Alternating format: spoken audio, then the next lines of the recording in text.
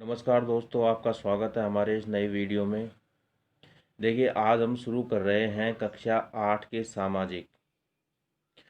और कक्षा 8 के जो सामाजिक है, इसमें आज पहला चैप्टर है कैसे, कब और कहाँ। ये इतिहास वाला भाग है, प्रथम भाग है। इसमें हम पढ़ेंगे भारतीय इतिहास के बारे में, सामान्यतः जो अंग्रेज़ों का शासनकाल रहा उसके संदर्भ में ज़्यादा पढ़ेंगे।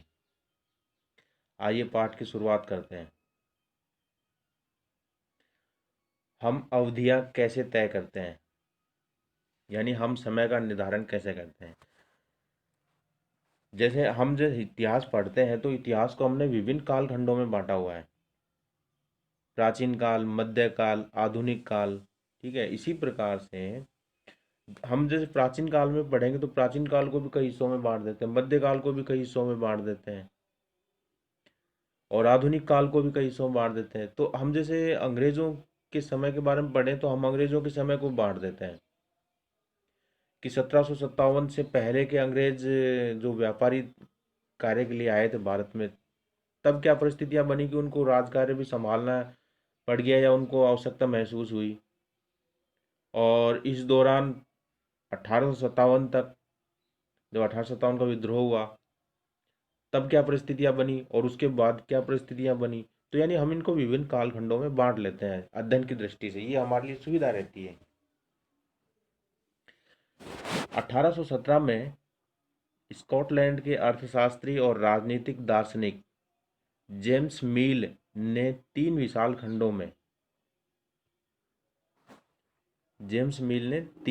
खंडों में ए history of British India,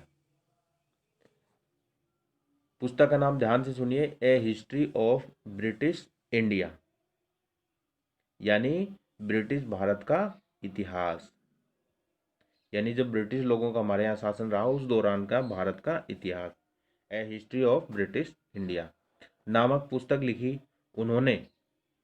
Bharat के इतिहास को हिंदू, मुस्लिम और ब्रिटिश काल खंडों में बांटा, यानी उन्होंने a history of India, a history of British India नामक जो पुस्तक लिखी, उसमें भारतीय इतिहास को तीन कालखंडों में बांट दिया। एक तो हिंदू वाला समय शासनकाल, और फिर उसके बाद पृथ्वीराज चौहान की हार जब हुई थी और मोहम्मद गोरी आ गया, उसके बाद मुस्लिम सल्तनत आई, फिर मुगल आए, तो मुस्लिम काल। और फिर मुस्लिमों के बाद यानी मुगल काल के पतन के बाद ब्रिटिश लोग आए, तो ब्रिटिश।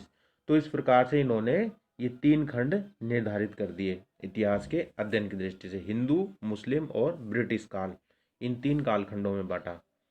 मील को लगता था कि सारे एशियाई समाज सभ्यता के मामले में यूरोप से पीछे हैं, यानी पूरे एशिया के समाज, चाहे वो चीन का हो, चाहे वो भारत का हो, चाहे वो श्रीलंका, मलेशिया वगैरह कोई सा भी देश हो, यानी सब की संस्कृति जो है वो यूरोप से पिछड़ी हुई है, ऐसा जेम्स मिल का मानना था। अंग्रेजों से पूर्व हिंदू व मुसलमान तानाशाहों का ही राज चलता था। चारों ओर धार्मिक बैर, जातिवाद, अंधविश्वासों का ही बोलबाला था। अंग्रेजों द्वारा बनाए वर्गीकरण से हटकर हम भारतीय इतिहास को प्राचीन, मध्य और आधुनिक तीन कालखंडों में बांट सकते हैं। तो ये जो सोच थी, ये सोच थी जेम्स मिल की। वो ये मानते थे कि यहाँ क्या है, मुस्लिम और जो हिंदू राजा बने हुए हैं वो जो शासन चला रहे हैं वो तानाशाही रूप में चला रहे हैं, उन्होंने लोक कल्याण के कोई कार्य नहीं किए, ऐसा जेम्स मिल का मानना था।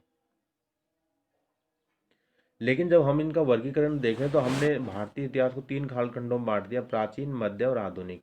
ठीक है, और जेम्स मिल ने कितने में बांटा, उन्होंने भी तीन में बांटा। कौन कौन से, हिंदू, मुस्लिम और ब्रिटिश शासनकाल, इन तीन कालखंडों में बांटा। प्रशासन अभिलेख तैयार करता है। हम जानते हैं कि जैसे किसी भी चीज़ का अध्ययन जब हम करते हैं, किसी भी के बारे में जानकारी लिखते हैं,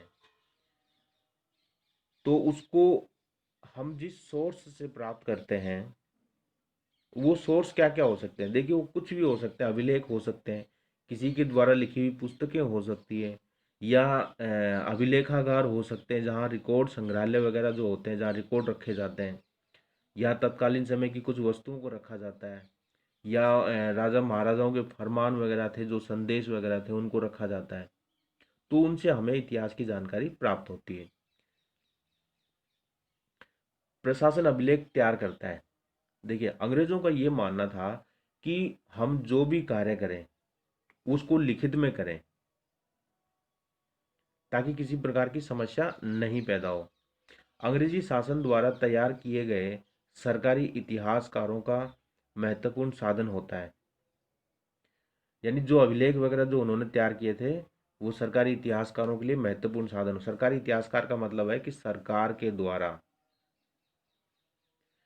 किसी ऐतिहासिक घटनाक्रम पर या कोई ऐतिहासिक वस्तु या कोई स्थान के बारे में कुछ लिखना हो, सरकार के द्वारा किसी भी व्यक्ति को अधिकृत कर दिया जाता है, उसको बोलते हैं सरकारी इतिहासकार। उनके लिए हर निर्देश, हर योजना, नीतिगत फैसले, सहमति, जांच की को साफ साफ लिखना जरूरी होता था।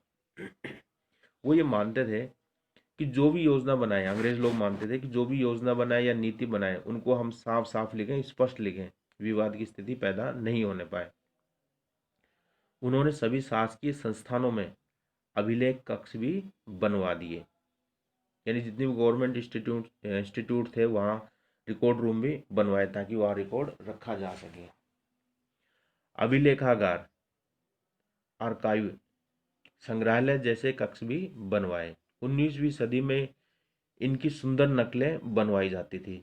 यानी जिस व्यक्ति का हस्तलेख अच्छा होता था उसी व्यक्ति से लिखवाया जाता था। और ये काम जो करते थे उनको बोलते थे खुसन वीसी या सुलेखन वीस। ठीक है। तो खुसन वीसी या सुलेखन वीस होते थे, वो बहुत ही सुंदर लेख लिखते थे, और उस सुंदर लेख से